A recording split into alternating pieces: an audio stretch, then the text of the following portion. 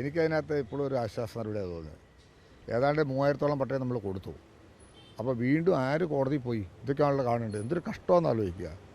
കോടതിയിൽ വീണ്ടും സത്യാവസ്ഥ ബോധ്യപ്പെടുത്തും, വെക്കേറ്റ് കിട്ടും എന്ന് തന്നെയാണ് പ്രതീക്ഷിക്കുന്നത്. തുടർ നടപടികളുമായിട്ട് മുന്നോട്ട് പോകും. അവിടെ കൊടുക്കേണ്ട പട്ടയങ്ങളെല്ലാം തയ്യാറാക്കുന്ന കാര്യത്തിൽ ഒരു പ്രോസസ്സും മാറ്റിയിട്ടില്ല.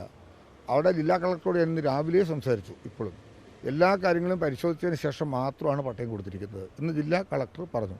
അദ്ദേഹമാണല്ലോ ഇത് പറയേണ്ട ഒരു ഉത്തരവാദിത്തപ്പെട്ട വ്യക്തി. അപ്പം പരിശോധനകൾക്ക് വിധേയമായി തന്നെയാണ് പട്ടയം കൊടുത്തിരിക്കുന്നതെന്ന് പറഞ്ഞെങ്കിലും കോടതിയിൽ ഇത് സംബന്ധിച്ച് ഉയർന്നു വന്ന കാര്യങ്ങളിൽ ബഹുമാനപ്പെട്ട കോടതിക്ക് ഒന്നും കൂടെ ഇക്കാര്യങ്ങളിൽ ഒരു പരിശോധന ആവശ്യമുണ്ടെന്ന് കണ്ടുകൊണ്ടായിരിക്കാം ഒരുപക്ഷെ അങ്ങനെ വെച്ചത്. കോടതിയെ നമുക്ക് ധിക്കരിക്കാൻ പറ്റത്തില്ല. കോടതിയെ ബോധ്യപ്പെടുത്തും. കോടതിയെ ബോധ്യപ്പെടുത്തി കൊടുത്തിരിക്കുന്ന പട്ടയങ്ങൾ ശേഷിച്ചതും പൂർണ്ണമായിട്ട് കൊടുക്കാൻ കഴിയും എന്ന ആത്മവിശ്വാസം എനിക്കുണ്ട്. ഗവൺമെൻറ് ഏതായാലും ഈ കാര്യത്തിലെടുത്ത നിലപാട് ജനങ്ങൾക്ക് ബോധ്യമുണ്ട്, സത്യത്തിൽ കോടതിക്കും ബോധ്യമുണ്ട്. പക്ഷേ കോടതിയിൽ വീണ്ടും ആരാണ് ഇതിന് പിന്നിലുള്ളതെന്നുള്ളതാണ് മനസ്സിലാക്കേണ്ടത്. ഈ മലയോര കുടിയേറ്റ കർഷകരുടെ കണ്ണീര് ഇതുപോലെ ആയിട്ടും ഇത്രമാത്രം ശ്രമിച്ചിട്ടും ഇതിൻ്റെ പിന്നിൽ വീണ്ടും പരാതികളും കേസുമായി പോയി ഇങ്ങനെ ദുർബലപ്പെടുത്താൻ നടത്തുന്ന ശ്രമങ്ങൾക്ക് പിന്നിൽ ആരെന്നുള്ളത് ഒരു പ്രധാനപ്പെട്ട ഘടകമാണ്. ഇത് ഒരു മാനുഷികമായ ഒരു ചിന്തകൾക്ക് ഇടം കൊടുക്കേണ്ടതാണ്. ഇടുക്കിയിലെ ജനങ്ങളതെല്ലാം ചിന്തിക്കുമെന്ന് ഞാൻ കരുതുന്നത്. ഒന്നും ഭയപ്പെടേണ്ടതില്ല. ഇവിടുത്തെ ജനങ്ങളെ സംരക്ഷിക്കാൻ ഒരു ഗവൺമെൻറ് കൂടെയുണ്ട്. അത്തരം കാര്യങ്ങളിൽ ഗവൺമെൻറ് എടുത്ത ഇച്ഛാശക്തിയുടെയും കൂടി പരിണത ഫലമാണ് അഡ്വക്കേറ്റ് ജനറൽ തന്നെ നേരിട്ട് കോടതിയിൽ ഹാജരായി ഇക്കാര്യങ്ങൾ വ്യക്തമാക്കിയതുകൊണ്ടാണ് കോടതി അന്ന് കേസ് വെക്കേറ്റ് ചെയ്തത്. വെക്കേറ്റ് ചെയ്ത് നടപടിക്രമങ്ങൾ പൂർത്തീകരിച്ച് പട്ടയം കൊടുക്കാൻ പറഞ്ഞതിൻ്റെ അടിസ്ഥാനത്തിൽ പട്ടയം കൊടുത്തു തുടങ്ങി.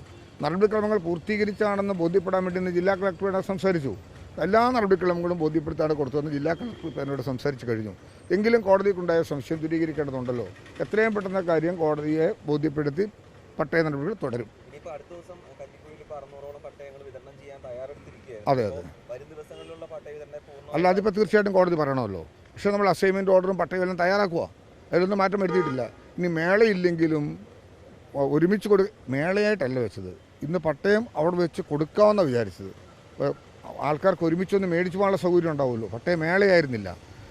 എല്ലാവരും ഒരു സ്ഥലത്ത് വന്നാൽ ഓരോ മേഖലയെ ആൾക്കാർ ഒരുമിച്ചിരുന്നാൽ പെട്ടെന്ന് കിട്ടാൻ, അല്ലെങ്കിൽ ഓരോ അപേക്ഷകരും താലൂക്കിൽ പോയി ഇങ്ങനെ സമയം ഇതാക്കണ്ടല്ലോ എന്ന് വിചാരിച്ച് മാത്രമേ ഉള്ളൂ. ഇനി മേളയും ഇല്ല, അത്ര ആലോചനകളില്ലെങ്കിലും ഇത് വെക്കേറ്റ് ചെയ്ത് അപ്പം തന്നെ ഈ പട്ടയം റെഡിയാക്കി വെച്ചിരിക്കുകയാണ്.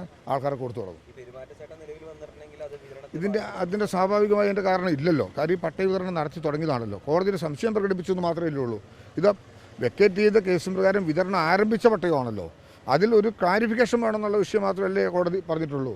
അത് കോടതിയെ ബോധ്യപ്പെടുത്തി കഴിയുമ്പം ആ പരിപാടി തുടരുന്നതല്ലേ ഉള്ളൂ, പുതിയതായിട്ട് കൊടുക്കുകയല്ലോ. അല്ല, അത് ബോധ്യപ്പെടുത്തിയാൽ മതിയല്ലോ. പട്ടയം ആദ്യമായി കൊടുക്കുകയല്ലോ. ആ തുടങ്ങി വെച്ച് നടന്നു വന്ന നടപടിയാണല്ലോ സ്റ്റേ ചെയ്തത്. അപ്പോൾ അതിനെന്താണോ ബോധ്യപ്പെടുത്തേണ്ടത് അത് ഗവൺമെൻറ് ബോധ്യപ്പെടുത്തുമ്പോൾ കോടതിക്ക് തീർച്ചയായിട്ടും ബോധ്യപ്പെടുമെന്ന് തന്നെയാണ് ഞാൻ കരുതുന്നത്. അങ്ങനെ കോടതി അത് ബോധ്യപ്പെട്ട് കഴിഞ്ഞാൽ പിന്നെ ഇത് തുടർന്ന് പോകുന്നതിന് വേണ്ട ചടങ്ങുകളോ പരിപാടിയോ ആവശ്യമില്ലെന്ന് മാത്രമേ ഉള്ളൂ. അവർക്ക് പട്ടയം പോയി മേടിക്കാനുള്ള സ്വാഭാവിക നടപടിക്രമത്തിൻ്റെ ഭാഗമായി പട്ടയം കൊടുക്കാൻ പറ്റും. തീർച്ചയായിട്ടും.